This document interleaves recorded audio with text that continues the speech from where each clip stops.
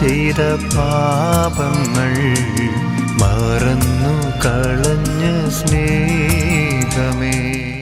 യേശുവിന്റെ ഏറ്റവും പ്രിയമുള്ളത് 1 കൊരിന്തോസ് 10:4 തങ്ങളെ അനുഗമിച്ചിരുന്ന ആത്മീയ ശിലയിൽ നിന്നാണ് അവർ പാനം ചെയ്തത്. വളരെ സ്പെഷ്യൽ വേർഡ് ഓഫ് ഗോഡ് അല്ലേ?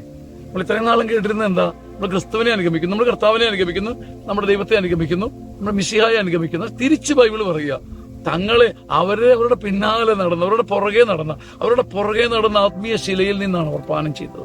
ഇന്ന് വരെ നമ്മൾ കർത്താവിനെ അനുഗമിക്കണം, അങ്ങനെ അനുഗമിച്ചാലേ രക്ഷയുള്ളൂ എന്നാണ് ബൈബിൾ പറയുക.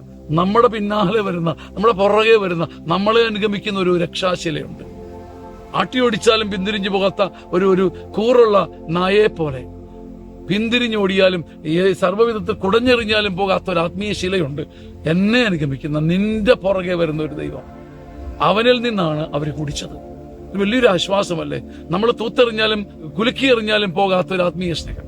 നമ്മൾ ഇനി മുതൽ ദൈവത്തെ അനുഗമിക്കുകയല്ല, ഈശോയെ അനുഗമിക്കുകയല്ല, ദൈവം നമ്മളെ അനുഗമിക്കുന്നു എന്ന് തിരിച്ചറിയുമ്പം വലിയൊരു സമാധാനം വരുന്നില്ലേ? 1 കൊരിന്തോസ് 10:4 അവരെ അനുഗമിച്ച ആത്മീയ ശിലയിൽ നിന്നാണ് അവർ പാനം ചെയ്തത്. വലിയൊരു സമാധാനം, വലിയൊരു സന്തോഷം ഉണ്ടാകും.